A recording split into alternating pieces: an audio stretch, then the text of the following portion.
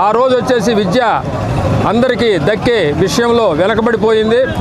అందరికీ విద్యని దగ్గరికి చేర్చి బడుగు బలహీన వర్గాలకి అతను అండదండగా నిలిచి అతని సమాజంలో బడుగు బలహీన వర్గాలని సమాజంలో ముందుకు తీసుకుపోయేదానికి ఆ దంపతులు ఇద్దరూ కూడా అతను త్యాగం చేసినటువంటిది తెలియజేస్తున్నాం.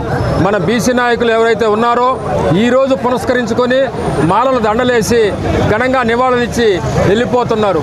అదేవిధంగా అతని ఆశయాల్ని కొనసాగించడంలో మాత్రం విఫలమవుతున్నారు.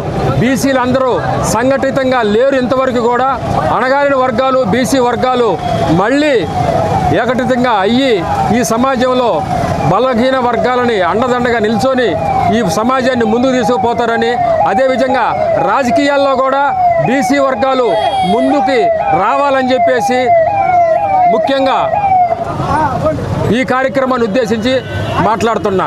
బీసీ వర్గాల్లో ఈరోజు నివాళుల నుంచి వెళ్ళిపోవడం కాదు, ఆయన సిద్ధాంతాలను కొనసాగించాలా. సంఘటితంగా